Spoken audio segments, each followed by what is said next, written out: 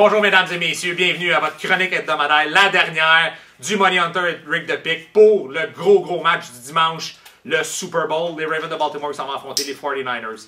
Cette semaine, vous me demandez qu'est-ce que je fais sur la table sur la chaise de mon barbier. Mais vu à la popularité des émissions comme le CH, le 24h CH, 24 Hours 7, des Penguins de Pittsburgh, les Capitals de Washington, je me suis dit, pourquoi pas rentrer dans l'intimité du pick et du Money Hunter. Parce que Joy, à chaque fois, c'est lui qui nous met beau pour vous autres avec nos chroniques. Fait que je me suis dit, gars, je vais donner un petit peu de propriété à mon chum, il va faire une belle pub parce qu'il fait tout le temps de la bonne job. Fait qu'on est là présentement pour vous faire la chronique. Pour cette semaine, comment ça va fonctionner? En fin de compte, c'est que Rick the Pick va me lancer des questions. Qu'est-ce que Mise au jeu nous propose? C'est des propositions, il y en a beaucoup. On va faire le tour pas mal de 5-6 grosses questions. Puis après, ça sera au tour de Rick the Pick d'être sur la chaise du barbier puis de faire la même chose. Donc, on va voir c'est qui va avoir la meilleure chronique cette semaine. Et puis, comme je vous dis, n'oubliez pas, hein, dimanche le 3 février, McMasterville, c'est le gros party du Super Bowl de Pick et du Money Hunter. Soyez présents en grand nombre. Donc, Rick, j'attends tes questions parce que là, moi, présentement, je suis bien à l'aise. Bon, fait qu'on va y aller avec la pièce de résistance en commençant, le gagnant du match. Ben, personnellement, tu veux-tu qu'on y aille avec les odds ou le Money Line? C'est quoi qu'ils nous proposent, nous, au jeu en ce moment? Ben, le Money Line, il n'y en a pas de Money Line, comme je peux voir, là. C'est comme juste 3.5 qui offre. Ah non, c'est pas vrai, excuse. Baltimore Money Line 2.05, San Francisco 1.45. Oui. Ou sinon, avec le spread, c'est 3. Pas besoin du spread, le Money Hunter, il va directement avec ses Ravens de Baltimore. C'est sûr et certain. J'en suis persuadé. 2.45, merci mes au jeu, je prends ce cote-là. Bon. Fait que l'over-under, 47.5 points, qu'est-ce que tu fais avec ça? Deux grosses défensives, personnellement. Super Bowl, les derniers Super Bowl que j'ai vus, il n'y avait vraiment pas un high scoring à faire. Je vais y aller avec le under là-dessus. OK. Ensuite, Joe Flacco, plus 245.5 ou moins? S'il y a un QB qui est pour faire beaucoup de verges chez Joe Flacco, on le sait avec Torrey Smith puis Anquan Baldwin, c'est deux gars qui vont sûrement attraper beaucoup de passes, mais dur à dire. Personnellement, je pense que je vais y aller avec le under pour Joe Flacco là-dessus. Dû au fait que je prends le under pour les points, je vais y aller avec le under 2.47, tu m'as dit? 2.46 dans le fond, là. Ouais, c'est ça. J'y vais avec le under pour Joe Flacco. OK. Kaepernick, 2.30.5.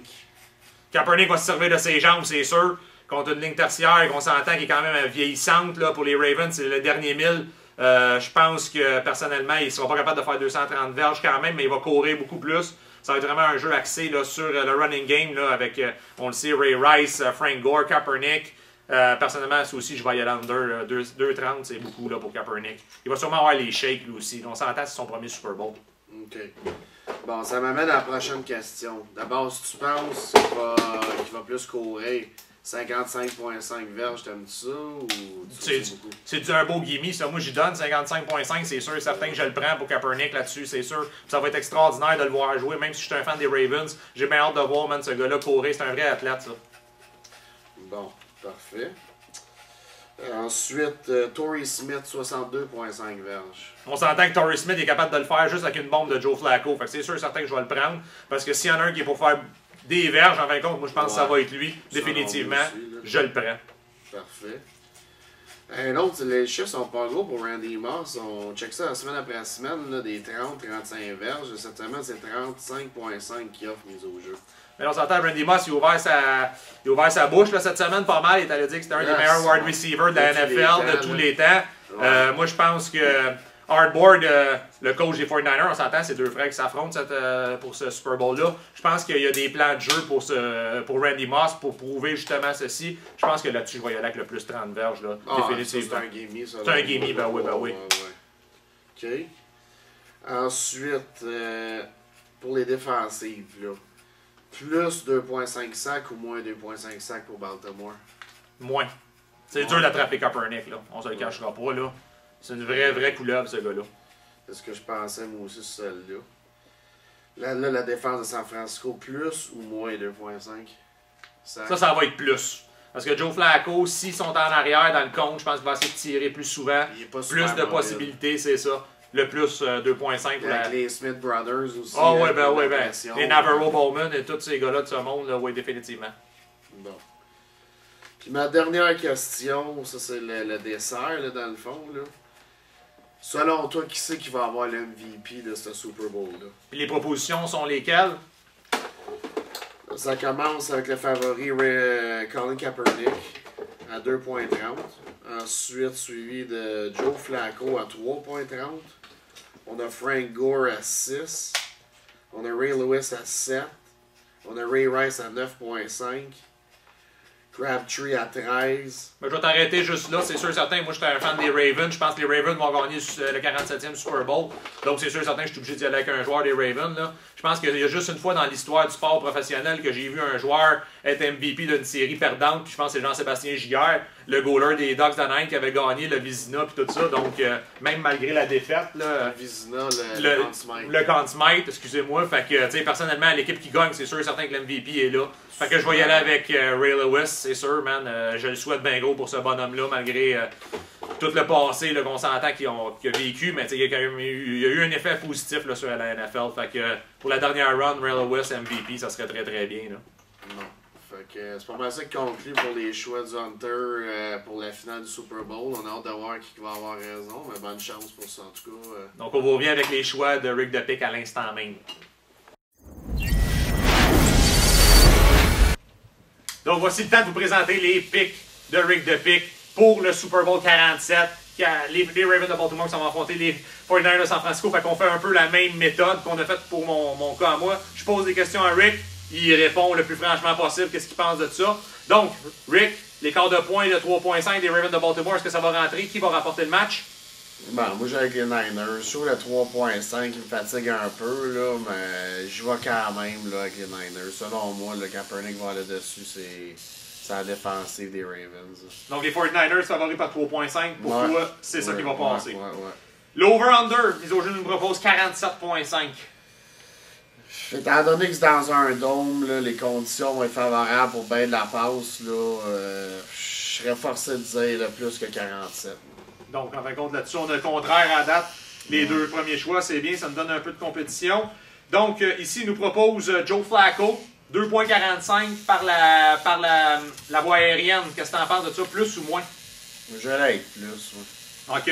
Comme pour revenir justement avec mon argument d'avant, dans un dôme, il n'y a pas de vent, il n'y a pas de neige, il n'y a pas rien de ça. Je ne sais pas pourquoi que Flacco ne serait pas capable de faire 240 verges, même si c'est loin d'être mon favori, là, mais je dirais quand même le 245 verges, c'est raisonnable. Là, fait que, selon moi, ça risque d'être over. Colin Kaepernick, même principe, voie aérienne, ouais. 230.5, plus ou moins? 230, je vais y aller avec plus. Ouais. Ouais. Donc, tu penses, en fin de compte, on a 4 choix différents là-dessus. Ça, c'est excellent. Donc, ça va nous donner un peu de compétition pour dimanche. Torrey Smith, plus de 62.5 verges par la passe ou moins? Je vais y aller avec moins. Moi. Je pense que c'est plus Baldwin qui va être visé. Là. Parce qu'on pense qu'il y a juste Baldwin puis qu'il y a juste Torrey Smith, mais il y a quand même des gars comme Jones, Ray Rice qui a fait d'attraper des passes. C'est sûr certain que les... En fait, on l'a dit avant de rentrer en ondes, c'est celui-là qui ne sera pas covered par le meilleur cornerback des 49ers, Carlos Rogers, qui va pouvoir, en fin de compte, là, ouvrir la main. Joe Flacco va tirer sur l'autre, ça c'est sûr et certain. C'est déjà écrit là, dans le playbook de Hardboard, ça c'est sûr. Le plus facile, moi je pense que là-dessus on va avoir le même, c'est Randy Moss, plus de 35,5 ou moins. Je me trompe pas, Yann, t'en as skippé une coupe, là? Non, malheureusement on est... tu m'as pas parlé de... Tout est là, mon Rick. Du 55 pour Kaepernick. Non, ça par exemple, il est après. Ok, excuse-moi. Donc, qu'est-ce que t'en penses de ça pour Randy Moss? Ouais, Moss 35 c'est un gimme, là, ça. Les avec l'over, là, c'est pas beaucoup, là, ça se fait en passe, ça, là. Bon, mais ça, tu vois là-dessus, c'est le seul choix qu'on a ensemble. Colin Kaepernick, comme tu disais tantôt, par la course, plus 55.5 ou moins que 55.5 par la course? Ben, moi, je dirais plus 55 parce que s'il y a un peu de pression, il va pouvoir décoller et aller chez les 20-30 verges à shot, là. Ouais, ça, c'est sûr. C'est une vieille défense, pas les gars les plus rapides des Ravens.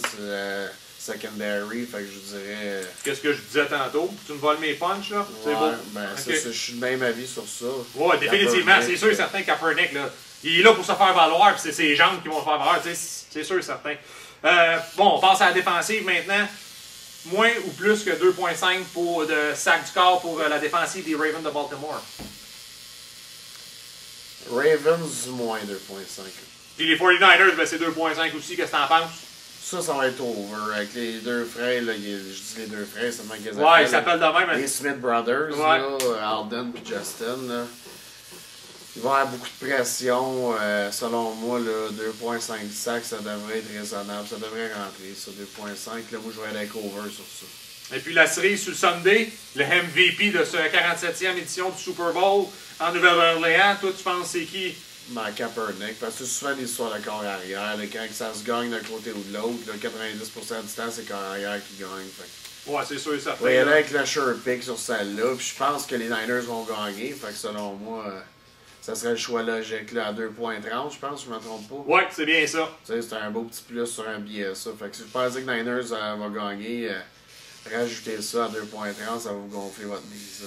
Donc, voici ce qui résume nos choix pour cette 47e édition du Super Bowl. La dernière émission, la dernière chronique sur la NFL, parce que comme je vous dis, moi, Rick Depic, on est là à l'année longue. NBA, NHL, MLB, soccer, peu importe, UFC, boxe, on va toujours être là. C'est la chronique à suivre sur EspritLive.tv, la web TV du Québec. Donc, on va compléter en fin de compte en disant merci à Joy Barbershop, un de nos commanditaires qui était là pour l'année, pour la chronique de la NFL, qui nous fait de la belle job. Aussi, pour vous rappeler que c'est le 3 février, le plus gros party de la Rive-Sud pour le Super Bowl. C'est au Master, à McMasterville que ça se passe. Je vous dis, là, je les ai tous scrutés un petit peu, là, les parties, voir c'était qui notre compétition. Puis il n'y a pas personne qui nous arrive à achever. Ça, je peux vous le garantir. Les prix de présence sont une TV Plasma ou ACL, des certificats cadeaux, qu'on parle de chez Joy Barbershop, on parle du restaurant La Ola, une cuisine italienne, Soleil de Dragon, c'est du bronzage. On a reçu, quoi, je pense à peu près 200-300$ de produits de Sport Expert, c'est bien ça, Rick? Ouais. Pare-brise Inter-Express, des traitements Aquapel. Là, j'en oublie, j'en ai tellement. Lucky Seven, c'est vrai, faut pas l'oublier, celle-là qui vont habiller les jeunes demoiselles là-bas. Puis on va avoir des t-shirts à faire tirer, des casquettes, ça va être incroyable. Action Mitsubishi. Des prix aussi qu'on peut pas mentionner en nom, mais il va y avoir des surprises là. Beaucoup de surprises. Fait que là, je vous dis un peu le déroulement de la soirée, là, ceux qui sont inquiets, comment ça marche, un gros party de même, faut-tu être bien habillé? Non, vous arrivez là habillé en sport, avec tous vos vêtements à l'effigie des équipes, en fin de compte, là, ou de football. Il va y avoir une prise de photo après, avec deux demoiselles là-bas habillées en cheerleader, ça va être super hot, tapis rouge, puis après ça, vous avez du poker, du billard, du beer pong, la game de hockey. À 2h, les Canadiens de Montréal qui vont recevoir les sénateurs d'Ottawa. Puis après ça, ben là, c'est là qu'on rentre, là, je pense, l'événement le principal de la soirée, de la journée. C'est un pool pour le Super Bowl. Comment ça fonctionne un pool? C'est que moi et Rick, on vous a concocté un peu des propositions sur une feuille. Ça va coûter 10$. Faut pas être un génie, là, je pense, pour participer à ça, à Rick. C'est des oui ou non, là, on coche. On fait un cumulatif de points à la fin. Mais celui qui va rapporter, là, ben, il risque de rapporter pas mal gros parce que calculer ça, winner take all. Fait que tout l'argent qui est dans le pot, ça s'en va dans vos poches après. Il va y avoir des prix de présence durant la mi-temps. Donc, ça va être vraiment une belle journée pour vous autres que le Money Hunter et Depic vous ont concocté. Donc, le mot de la fin, je laisse à Rick Depic. Il y a quelque chose à vous dire là-dessus. Ouais.